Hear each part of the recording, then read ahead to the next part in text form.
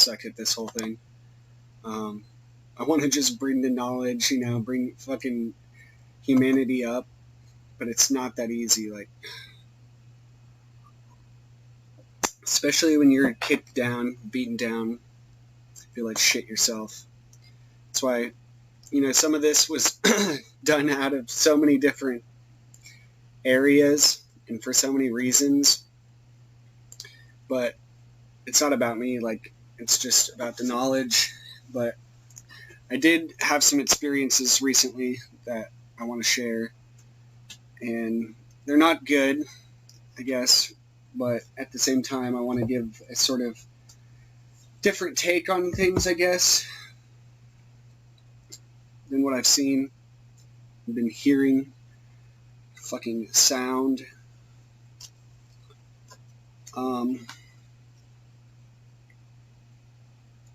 Yeah, Tracy Twyman. I never got to talk to her. I wanted to. I tried messaging her or like leaving a comment on YouTube, and it didn't let me. And some little part inside of me tells me maybe she's just wanted her like notoriety, her like pen name to disappear. But I have a lot of different signs that have just been coming up. I don't know. I still don't trust the fact that she would just let go of life, or like she would just be with a son, being, I don't know. But, you never really know with people have different shit going on in their life. But I know people will look at what she's associated herself with, I guess, and say she had it coming, or, but she seemed like a good person for the most part.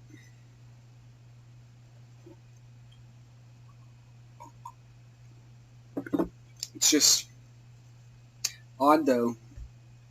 I found Dagobert's Revenge just 2 or 3 days after, what day was it? I heard about it from a friend who mentioned it, and I was like, this can't be real. Well, on July 12th, I saw 2 Dagobert's Revenge just hanging there in the sort of like nostalgia section of half-price books. And I was like, holy fuck. How does this even happen? Like,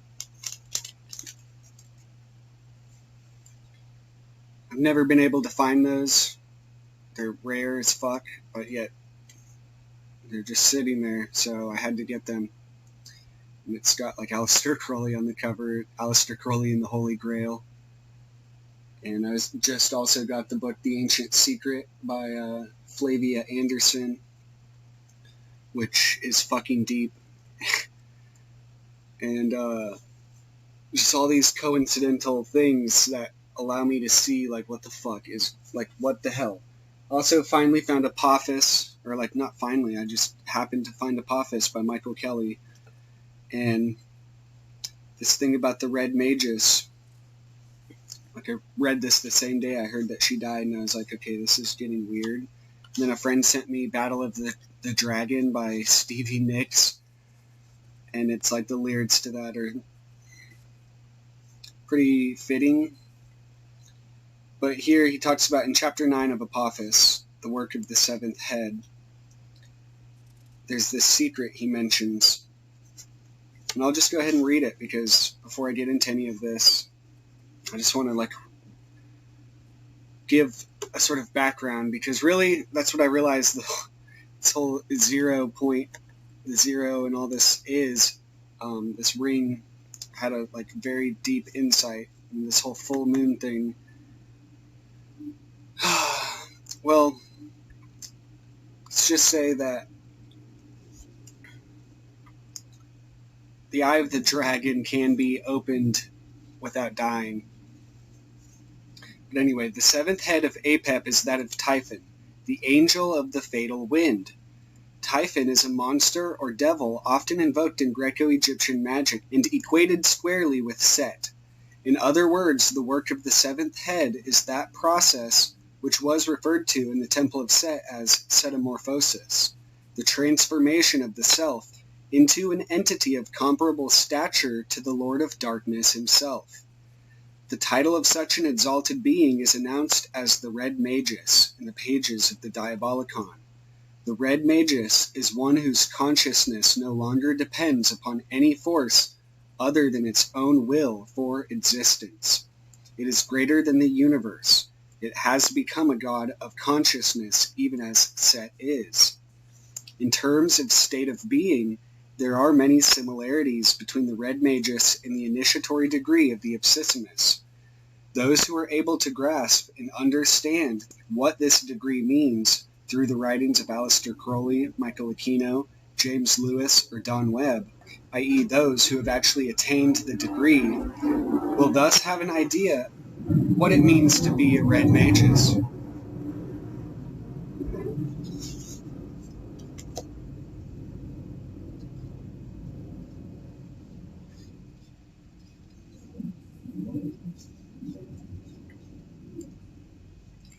In terms of state of being, there are many similarities between the Red Magus and the initiatory degree of Apophis.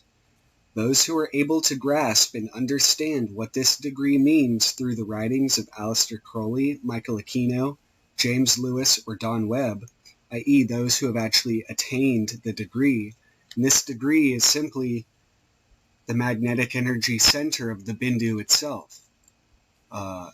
It's the center of well, it's not necessarily the center, but it's the active principle in the torus of the orb of space-time, which is essentially, like it's your trajectory, your DNA, your timeline, which can change based on, again, choices, but it's the fields within fields like an onion, which ironically Tracy Twyman talks about. Well, her and Nicholas DeVere, and this spiral labyrinth of consciousness is basically like the tree of life. The chakras, all these different systems are different ways of approaching the sort of the sort of interpenetrating magnetic field of consciousness itself, which, again, the torus or the O, the ring, shows when you look in a mirror and you show, like, again, the sort of reflection or a camera against a camera. It shows nothing, but what really is there is the event horizon and all the different mechanics, the fuzz, background noise that comes to definition based on, again, the trajectory of that bindu, of that point in space-time, and the reflective ring it essentially puts off. So that's the whole significance of the mirror, and 13 being, again, that sort of point in the timeline or the time wheel. And so Set, it's just funny, there's so many connections to all this when you really understand the sort of the process underlying all the different sheaths.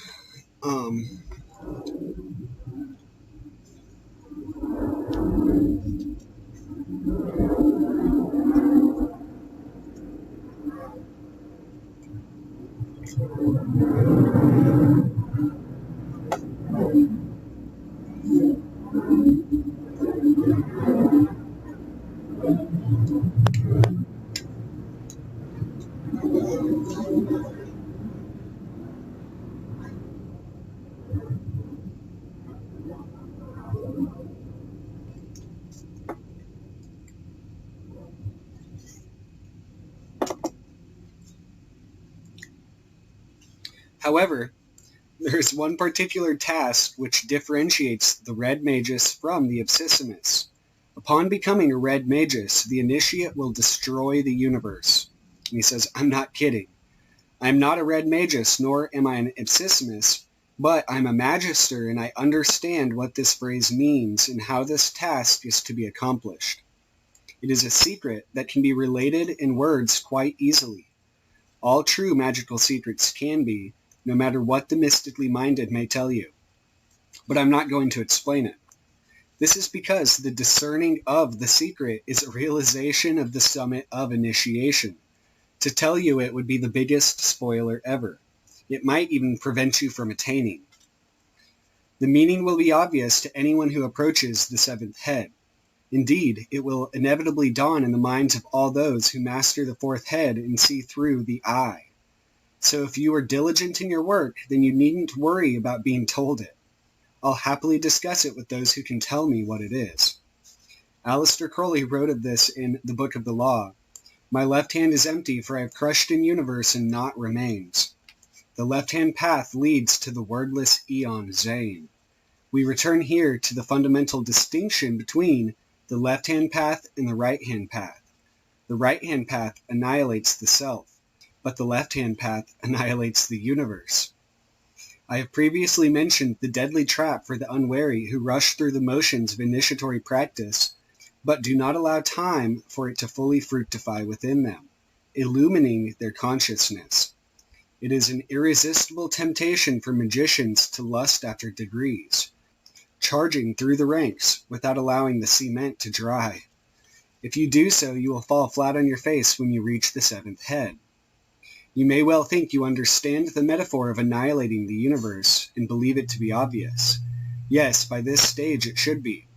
And if you realized it and have not paused to consider the next step, then you're in grave danger of triggering the trap I've spoken of. I am willing to discuss this trap and to speak of it to aspirants of the seventh head who have worked out for themselves how to destroy the universe and behold only Leviathan. Contact me in such a case. In the meantime, if you want a further clue, go back and reread the APEP workings. The clues are all there in plain text. Indeed, the clues are plainly stated throughout this entire book. They're everywhere you look and present in every thought that passes through your consciousness. These thoughts, whether they are recognized for what they are or not, are the fatal wind. The wind that brings inevitable change, that topples the tower of the pious and holy, and impales the human race on the horns of its existential dilemma. With the rising of this head, you are become the angel, the divine messenger, who breathes forth that wind and uses it to fan the black flame of consciousness. It is said of the red magus that he shall behold only Leviathan, that Leviathan is the absolute, and that when he perceives it, his end has been attained. This is another riddle easily solved by words, but best solved by experience. And again, Leviathan and Malkuth are both 496. Very geomantic numbers. Again, the universe and really XV, the devil, but also a geomantic number. We close with a radiant initiate and ascendant god, who is that seven-headed dragon, the fourth head blazing in his midst, and the other heads all upraised around it. May you become such. The method of becoming is Tanami Wayan. The word of Apep is not. But Apep spoke not, for who knows the mind of a serpent? A clue, since I'm kind-hearted. The second clause of the above statement concerning the word is intentionally a statement and not a question. So really, I went down to the beach during this sort of tropical storm and had all these just feelings and thoughts and realizations. I could literally just feel everybody's aura, everybody's sound that they gave off and feeling. Some good, some not so good. And I realized, like, we're all mirrors of each other, but, we mirror back our own reality, which is what they kind of tell you, like, you create your reality or your attitude, blah, blah, blah. Like, there's different ways of putting it, but it's pretty much true. You are your story. The story is 999. It's just funny, this whole thing, like Poseidon, the god of the deep, is 999. And that kept like coming up in my mind when I was at the beach. And a bunch of crabs were washing ashore. And I just was thinking, like, what Kenneth Grant talks about. So anyway, I should just read this, and I might interject various other things. But I've just realized, though, that the zero, the torus, when you take a camera and another camera, or a mirror and a mirror, they reflect essentially nothing light, really, but a field, and it goes on pretty much forever, at least as far as the light can allow it, space, time, and light. And it's really the horizon of potentiality, of where it's at, of the point in space and time, of all the different things, the mechanics, the gears of the froth of space and time, whatever's going on, is what makes the ring of that. And so it's just funny, the true nature of reality really is like a void, but it manifests through as a spiral, in a spiralic sort of fashion, in the fractals of everything. But so it's just funny to find all this stuff. So like I said, as the complement to the Fool, the first tarot card numbered 0, which is attributed to air, the universe, is attributed to the earthy, lower Saturn, the dense alchemical lead of materiality in the physical plane.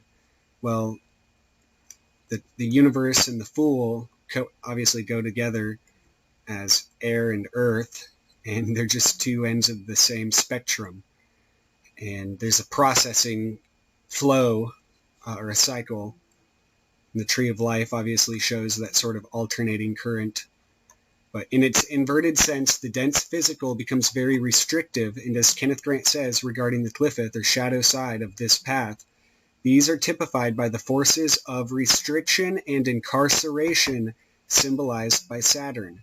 So again, the soul, it's where like hexing comes in. Obviously, like a friend told me about how the X and the hex in Malkuth, it's all about restriction. Anyway, and as a friend of mine, Soror 722, once said, the entire Agenda 21 is related to the inversion of the universe card, because instead of freedom and livelihood, when upside down, it is akin to the forces of Ahriman, or again, restriction. While Ahriman is sometimes considered an air demon, so too Lucifer is the prince of the air and of the earth. This is the spirit and matter in simple terms, or the light fallen, the light going through matter, the ends of the electromagnetic lightning flash that composes the tree and manifestation itself. Grant also ends up saying that the disease typical of this kala, or tunnel, is arteriosclerosis, the hardening of the arteries, that is the adjunct of senility and the onset of the final rigor. He also says that the works of this tunnel include incarceration, or tying up as a corpse in the swathings of eternity. And again, the noose is symbolic. The loop of life is also, it's again this sort of X and O. Negative stillness, or stagnance. Most important to remember is that the 32nd path, or the 21st Atu, transmits the astral energies of Yesod to the sphere of Malkuth, thereby effecting the final earthing of all the kalas and influences that have streamed through the tunnels from Pluto, Kether, and Earth, Malkuth. But at this utmost and final earthing of the cosmic current, a sudden reversal occurs. And this is the formula of magic itself, that the current, now having earthed itself in Malkuth, now turns back upon itself and streaks up the tree to dissolve in its source in the transcosmic centers of energy represented by Kether. Again, the white light. Thus, Malkuth is in Kether, and Kether is in Malkuth, though after a different manner. The bride is celebrated in the final verse of Liber 231 with the words, "And in the heart of the Sphinx danced the Lord Adonai, in his garlands of roses and pearls, making glad the concourse of things." Yeah, making glad the concourse of things. Note also that while Aleph means ox, referring to the bull, Tau has a special relation to Taurus, the bull, and both symbols for Aleph and Tau are related to the cross. Tau, it should be remembered, is a major symbol in Masonry which is threefold and related to the royal arch of Enoch. This Tau is also yet again reflected in the magic circle of the Magus in Crowley's system according to Book 4. In its downward or inverted form, the T forms the phallic shape of which the cross and the rose, yoni, and cross, phallus, symbolism correspond. On page 241 of his book, Freemasonry and the Ancient Gods, Masonic author J.S.M. Ward wrote that the Tau cross is also a symbol of the male or creative side of deity, and is really a conventionalized form of the phallus or penis. And again, the Bindu is essentially the phallic tower or the pay of the void, or in the void. So it's simply consciousness itself. The three directions symbolize not only the three dimensions, again X, Y, Z, the egg, but also the final He, and again the diamond being this sort of reflection, the open door, but also the three gunas which are figured on the Wheel of Fortune card, Sattvas, Rajas, and Tamas, which correspond also to the alchemical sulfur, mercury, and salt. They are also the three fates, past, present, and future. And pretty much any cosmic universal trinity aligns with these three supernal nodes. But also, last but not least, the three states of waking, dreaming, and deep sleep, the three main coils of the Kundalini, with the one half being the between state of Turiya or twilight, pure consciousness. And again, that's symbolic also of the 17th kala, essentially, which is associated again with the swastika, or the whirling motion of the elements, because 4 times 4 is 16, so it's that awakened lightning bolt. This is the hidden light which is generated from the triple power and then precipitated or rayed and reflected out into different gradations of being into physical growth and, at least ideally, gradually entering into the higher planes through the vehicular temple of the three bodies, the Trikaya of Buddhism. Unfortunately, though, with the way in which things operate here on this planet, consciousness is being sucked out and downward and contributing to the just sort of negative energy, I believe, because even in churches and stuff, unfortunately, there's just this negative pull. And as much as the cross symbolism and the steeple symbolism point upward, it's really only through that, again, the downward pull of the buoy of Malkuth, so to speak, that the mark is made. Alice Bailey, though demonized by the far-right Christian sects, who she really wrote her books as manuals of further enlightenment for, actually has a rather simple system regarding the understanding of the occult hierarchy of man in her first book, Initiation, Human and Solar, which anyone of any background should make themselves privy to. Again, what's really going on is you have to be able to see the wisdom and understanding are really what give depth and perception and logic and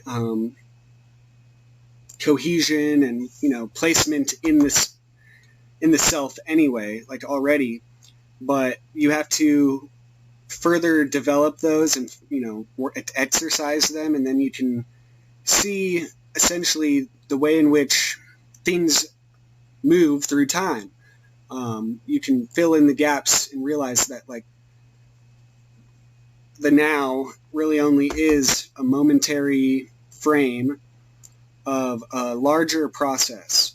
And so essentially the whole idea of magic is really just taking into account future cycles based on knowledge of the past. And obviously there are things that come up that are unforeseen, but in a lot of ways those two can be useful. And it's just, what am I trying to say? Basically, it's weird how I was writing about this and it's all coming up in my own mind in so many different other ways outside of this. Alice Bailey, though, like so many people talked about her and Lucius Trust and Lucifer Publishing Company and like freak out about it. And it's just so funny, like consciousness, death, it's so like elusive. People don't see. The Egyptian temple of Edfu has been noticed to resemble the general structure of a central processing unit in its parts. The complex at Teotihuacan in central Mexico, the Aztec temple meaning birthplace of the gods, or road of the gods, also somewhat resembles a common chip structure. And it's funny, again, it's energy. And that's why businesses, unfortunately, this is also why businesses are failing in a lot of areas, literally and figuratively, because it's consciousness. That's what people are paying for. And even at a nice restaurant, the consciousness can still be pretty low quality. And it's just funny how like cycles and tides work, especially with currency, like of money and social dynamics. And what I believe is happening is, there's like magnetic shifts going on in the earth right now, and people are changing, and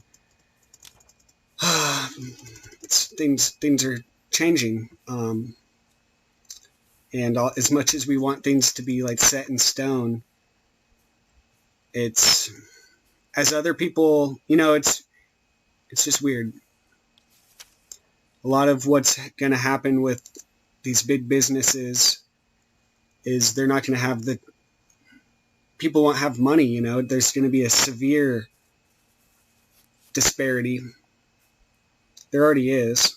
I'd like look around, and to think that we can just help like any other person. Well, the problem with these cities and these countries is consciousness. And so there's not enough consciousness to go around, unfortunately. And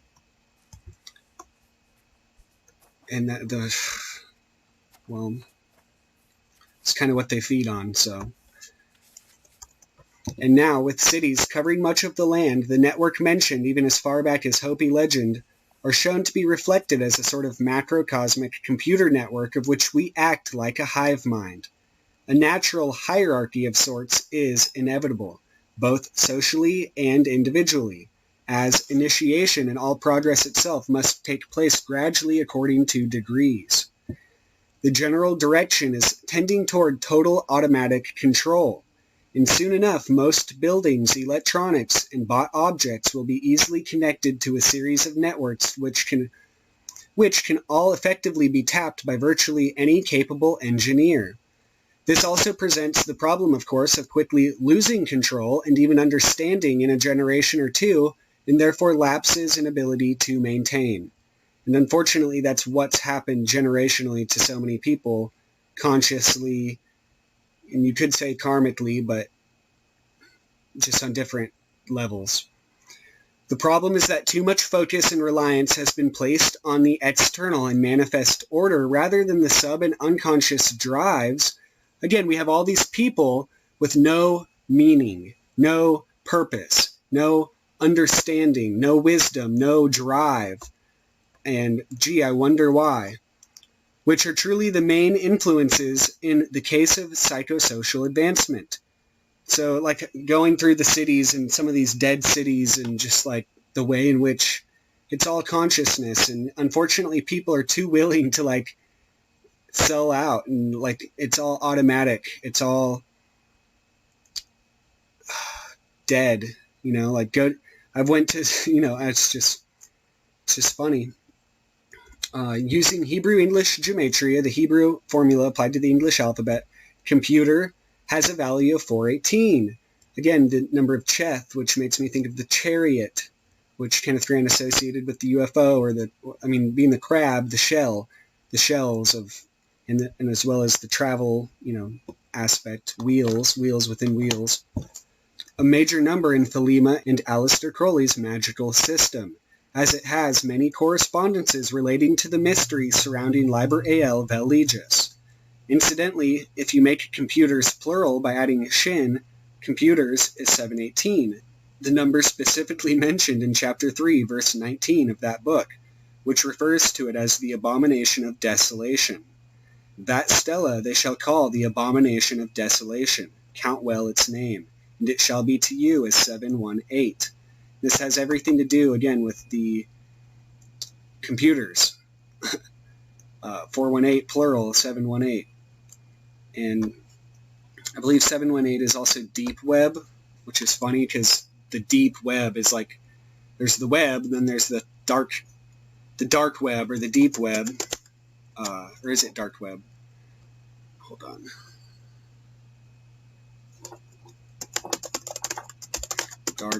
Dark web with a cough final is 718, which again is Kuvri Akbish. Kenneth Grant talks about the spider's web in the Book of the Spider. So there's a lot of connections in all this, but most people can't consider, keep it together. It has been noted by certain persons that the stela may actually be a reference to what has become the computer itself. Again, and with all of the networks as well, all the connections.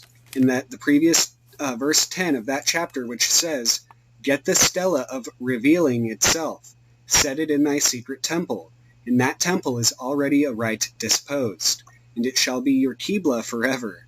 It shall not fade, but miraculous color shall come back to it day after day.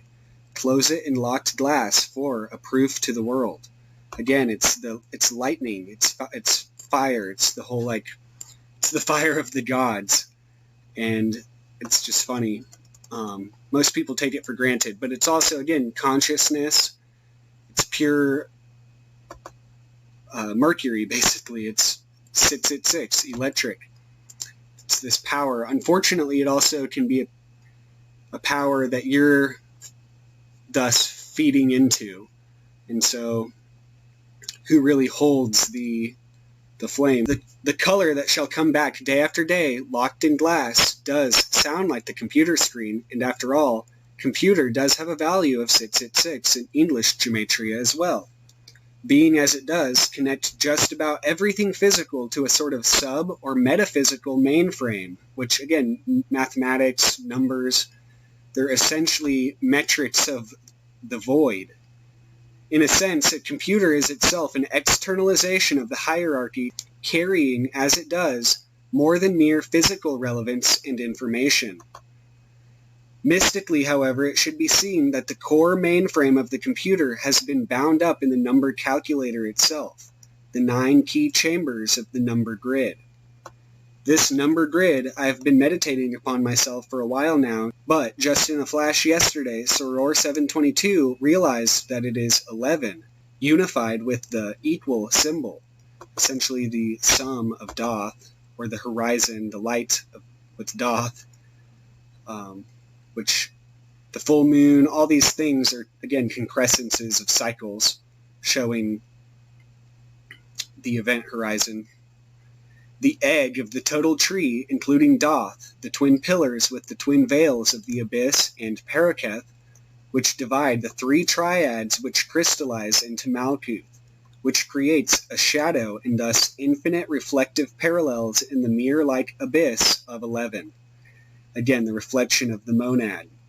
The shells, or sounds, the reflective, again, the world of the shells, or parallel perspectives of Anatma, or not-self. This could be also depicted as 11 equals O, which when unified forms a widened cross which resembles what could become an 8-pointed star, but still houses the 9 number cells. Also, O is the egg itself, egg being 5 plus 3 plus 3, or 11. Also, Grant mentions how the 11th letter of the alphabet used to actually be O, which apparently he quotes from the Kabbalah Unveiled. And in yet another creative visualization, 11 equals O could be seen as an electric plug going in a socket, with obvious sexual overtones as well as simply the electrical circuit or archetypal matrix plug symbolism, which is also obvious. It is on this dense level that we see the physical literally takes form after the more subtle ideas, which almost always can be found to reduce to binary symbols or vibrations. So again, and it's just funny,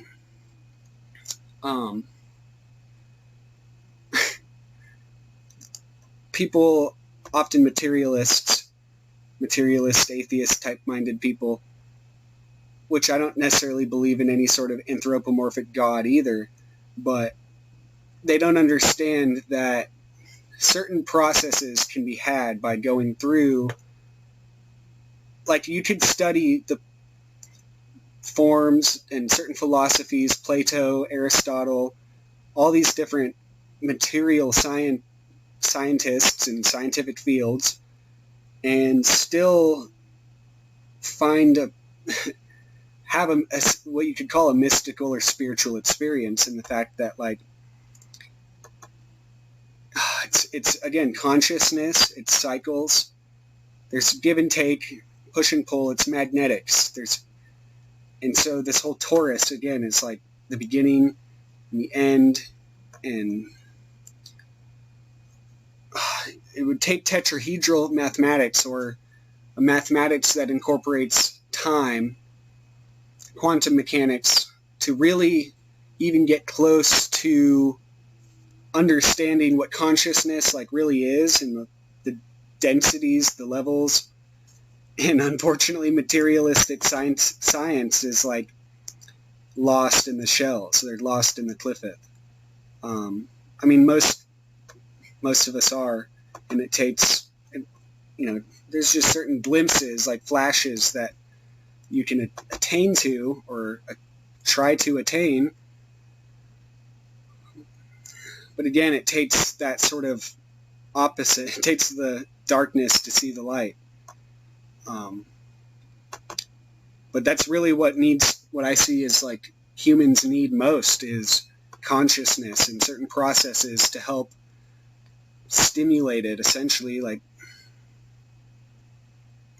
and who am I to talk, though? Like, there's things I could do better. Anyway, 11 equals 0, or 0 equals 11 is then also a modification or rendition of Crowley's magical formula of 0 equals 2. And also, Atu 0, the Fool, is considered path 11 on the Tree of Life. 11 is the straightened parallel lines, which in the X are also crossed over. 11 shows the actual abyss or gap, which Grant and Austin Spare both focus on heavily as the betweenness concept relating to the Mauve Zone, Turiya, and thus the metaphysical. Again, it's the differences, but also their connection, or basically the disconnect, which again, infrared, ultraviolet, and the spectrum. And thus the metaphysical, literally the gnosis, which is between the lines. X is an ancient form of the Tau cross and symbolizes the cross of the elemental matter, while 11, as Aleph, is of course air, the whirling motion. The symbol of Malkuth, or the Mark of the Beast, the heart of the sigil of Nodens, which is on the cover of Outer Gateways, also contains the 0 equals 11 formula, since it is the O in the X, symbolizing as it does the formative worlds achieving apotheosis in manifestation from the lightning strike flash of creation, Lux, in the dark waters of the abyss, Nox. Once again, as mentioned in the last blog, the hourglass and toroid figure comes up, here with the X as a figurative hourglass itself, and O as the toroidal donut, which together formulate a schematic for understanding the mechanics of space-time. Incidentally, the rune symbol most closest to the hourglass symbol is that of Dagaz, which means day and symbolizes awakening awareness, hope, happiness, the ideal, a paradigm shift, or lack of vision, sleep, blindness, hopelessness, or cataclysmic change. The O and the X, put vertically, resemble the iconic skull and crossbones, or Jolly Roger symbol, usually denoting either pirates, danger, poison, or sinister secrecy, such as in the Skull and Bones Fraternal Society with its notable 322, the number of the Mason Code. The skull and bones, first and foremost, symbolize the mystery of Golgotha, and the ordeal known to initiates as the crossing of the abyss. The death card itself is not itself usually indicative of death, but instead great change by which comes a new beginning. Golgotha means place of the skull and mystically refers to the place of the crossing or nexus between the inner, subjective, and outer, or objective, world, and thus the gate at the center in which mind and manifestation meet. Again, another name for Malkuth is the gate. Grant also was one to note that gate is also 409, the number of Goth, referring to God, but also taken as it is to be gut, the instinctual or intuitional consciousness, or cut, which can refer to the cleft of the vagina, which is also symbolized as a gate. Here it is the gate of matter, which is symbolized in the O and the X.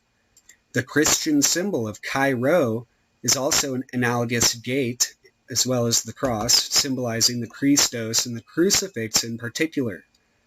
The rose in the cross. And also, the Egyptians were depicted with their arms holding the crook and flail, symbolizing the ruler who possesses royal power, the royal jelly.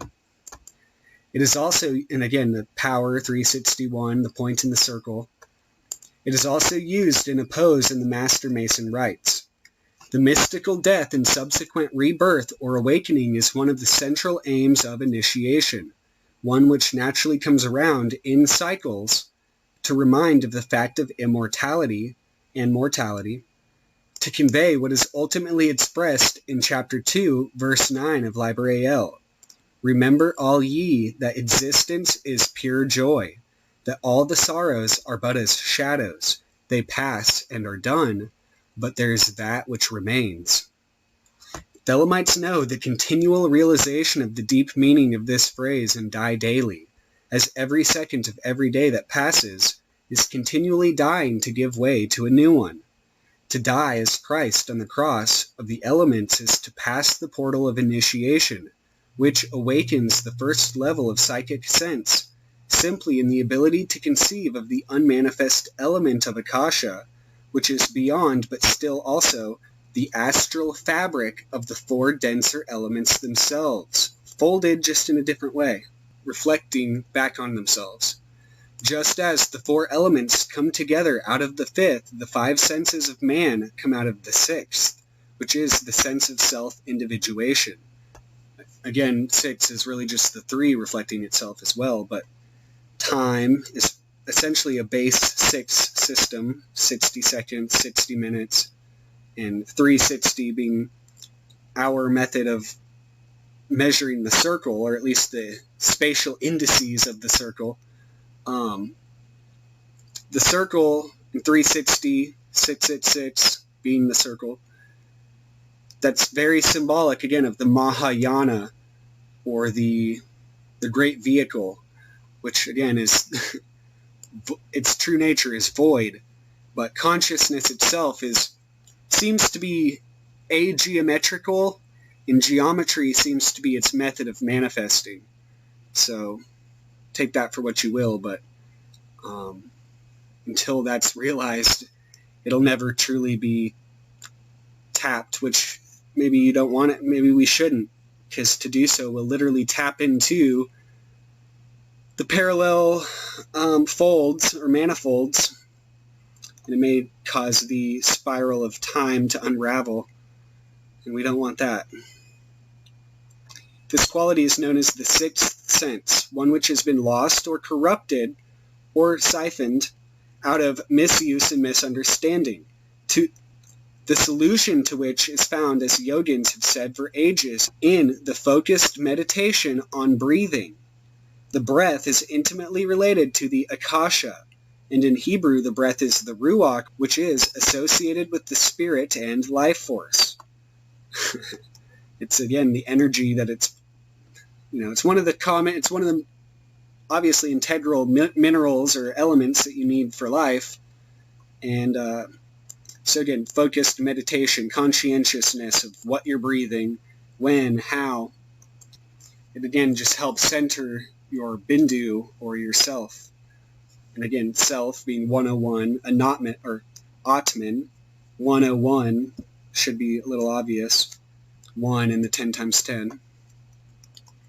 The X of Osiris is crossing between the higher and lower worlds, the spiritual and the material, in the process of spirit condensing into matter and being dissolved back into the spirit. Important here is the procedure known as the death posture.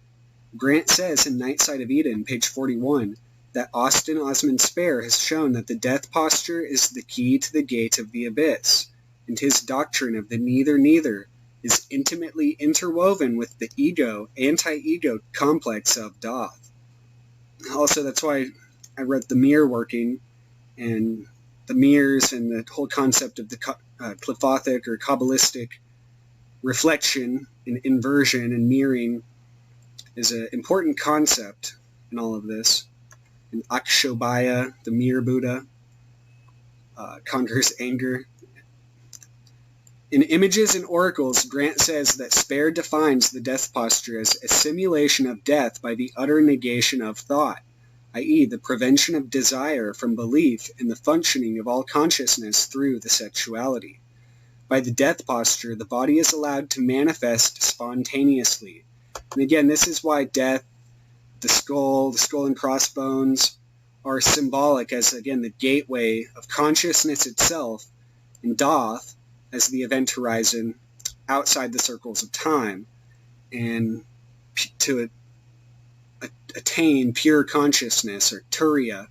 And so again, the top of the head is symbolic of the Sahasrara, or thousand-petaled lotus, because again, it's just the head is where the energy is flowing up and to, and it's the repository of everything you were, since basically being like a sperm, and that's why lamb is symbolic, again, with the serpent and the sperm. And it sounds weird, but again, it's just the primal instinct and relation.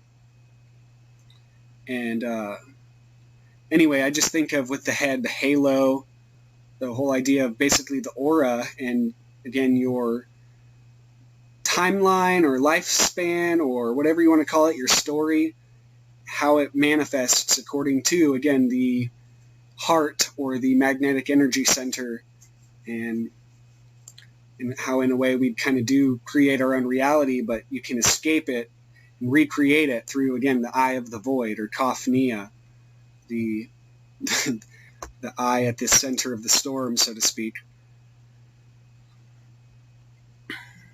In order to assume this posture successfully, it is necessary to have remembered the subconscious strata where knowledge ceases and sexuality becomes law.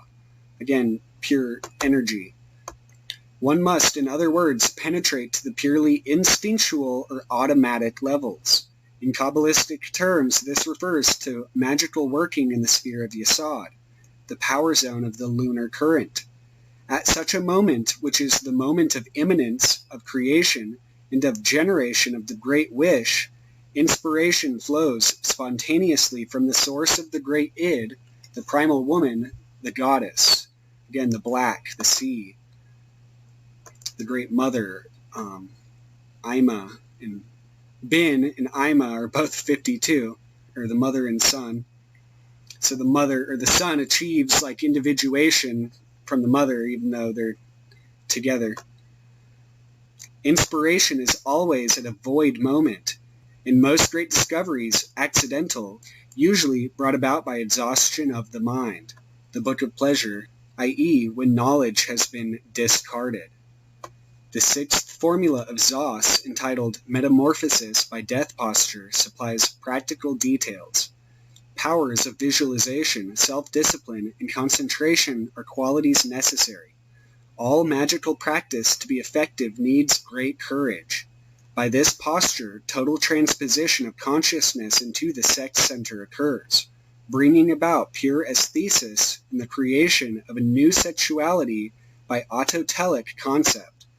The subsequent ecstasy is a sublimation. Because every other sense is brought to nullity by sex intoxication, it is called the death posture. Everything is a priori to the act. The a posteriori illuminations reveal the intersexual correspondence of all things, and great emotiveness occurs. Only he who has attained the death posture can apprehend this new sexuality, and its almighty love satisfied. The progenitor of itself and all things, but resembling nothing. This sexuality in its early simplicity embodies the everlasting. Time has not changed it. Hence, I call it new, the Book of Pleasure. And again, new is 61, aim. The death posture is the reduction of all conception, sin, again, that's 360, to the neither, till the desire is contentment by pleasing yourself. By this and by no other means are the inertia of belief the restoration of the new sexuality and ever-original self-love and freedom attained. The primordial vacuity or belief is not by the exercise of focusing the mind on a negation of all conceivable things, the identity of unity and duality, chaos and uniformity, but by doing it now, not eventually. Perceive and feel without the necessity of an opposite, but by its relative. Perceive light without shadow, by its own color as contrast. Intuiting this, we then see that it is a focused meditation on the supreme unity of all things, the perfect ion, the perfection. Again, the perfect eon, or the eon of truth and justice, including what we call death and decay.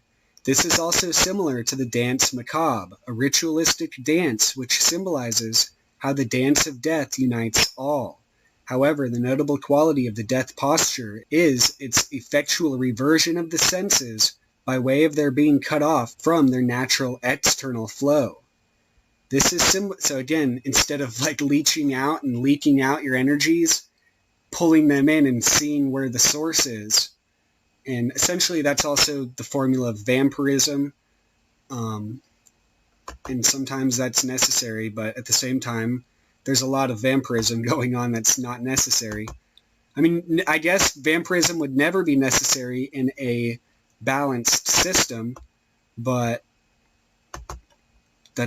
we're on planet Earth, so it's all just a series of vampirism. But this is symbolized in the myth of Cyrus turning back the waters of Euphrates at Babylon, the returning of the life force to the higher self, effecting its awakening in alignment with that of the lower persona. Because again, as above, so below. As within, so without. There are hierarchical structures from the highest to lowest spectrum of both, and they often tend to pattern themselves similarly, so the learning on one plane may be adopted or found to help learn others as long as distinction is maintained to counter confusion. I doubt the similarity between the CPU hardware in the temple or the design in the universe card and circuitry, which had yet to be invented, were deliberate conscious acts on the part of the designers, but instead are archetypal patternings with meaningful architecture. The manifest counterparts are but limited and specialized simulacra of fundamental archetypal components. And so, in the same way, words themselves are creations built of fundamental building blocks, letters, and consciousness, which themselves are of such limitless permutability in their precision and carry an almost fractal quality in themselves in that they are holonic, each part, letter, containing all the rest. And therefore, the material is still in a sense full of magical possibility, albeit more limited. Again, it's just consciousness in shells. The speech in the silence, or the voice of the silence, is symbolic of the immaterial language of the higher self, which is not limited to letters and words, but pure, being manifested as sexual energy and translatable by all beings. Again, it's like the octopus consciousness of actions, and actions speaking louder than words. A is 1 or 0, the first or primordial essence, and the last letter is either tau in Hebrew or omega, in which case either the circle in the cross or the dot in the circle are formed. The symbolic determinatives of the crossing of the abyss in the knowledge and conversation with the holy guardian angel. These are the essential formulas which Christ, as the Son, resurrected, incarnalized, as the Alpha and the Omega, the first and the last, the beginning and the end. Again, the Azoth, being 888, also Jesus, or the Philosopher's Stone of manifestation. 888 resembles the serpent coils of Apophis, and I just found on the calculator by subtracting Apophis, or 306, from 888, or 888, and deducing with common knowledge of certain words that Apophis's serpent coils is in fact 888. The serpent coils are the toroidal networks of time, again the waves, the pulsations, like the dragon lines or ley lines of the physical kind. Writhing time tunnels of parallel dimensions saturate the clefothic darkness back of the illusory manifestation of mind and self, and swathe as a mummy the true selfless pure emptiness or anatma, not self, which as the black light is the true eternal light reflecting itself, and again pierces all as the diamond thunderbolt, or the diamond palace, the diamond realm. It's really just the fields. It's the Elysian fields or the fields of bliss. The inversion of this idea would be the constrictive coils of the boa, or the python, typhon, the chains binding man to the leaden Saturnian material externalization. The whole idea of Malkuth and the world being like hell, but again, hell is 70, which is the eye, and the circle, and being, again, the ring, or the toroid. To be lost and bound up in external circumstance means to be uncentered and entranced by the outer illusions. Thus, Anton LaVey was completely right when he said that the television set was the satanic family altar. However, as mentioned above, the computer is much more so now the focal point of daily ritual in most of the lives of humanity, and a much more powerful tool for transmission of communication and knowledge. Again, the flame of Prometheus, the fire of the gods, Lucifer. And again, it's just being ephemeralized or shrunken down to the point where essentially the whole microchip 666 is symbolic of, but what it really is about is the siphoning of the energy, the catching of the soul, so to speak, the selling of the soul, the purchasing of the soul itself. 666 being, again, the manifest illusion. In a way, the omega point fathomed by Chardin and others could very well be said to be found manifest in this way, as virtually any point on the face of the planet can be connected to any other. Much of the literature from the 17th to 20th centuries directly perceived and even outlined the plan for these new systems, but it seems as though no one could have anticipated the swiftness of the advancements, which can clearly be seen to have far outpaced our personal and collective capacities, which are in deep need of catching up. The primary limit to such a thing are the same things they have always been: fear, laziness, infighting. This is no longer a period where the group or herd mentality will have much of a progressive effect for the group. Instead, individual responsibility and inner duty is of supreme importance to awaken the inner light, so as to awaken from the low conscious sleep of materialistic trance. And so many people, as you'll see, if you're not aware already, they prefer being essentially asleep or dead. That's why, The Walking Dead, the Egyptian, they say, like, the dead are the truly awake, the truly alive.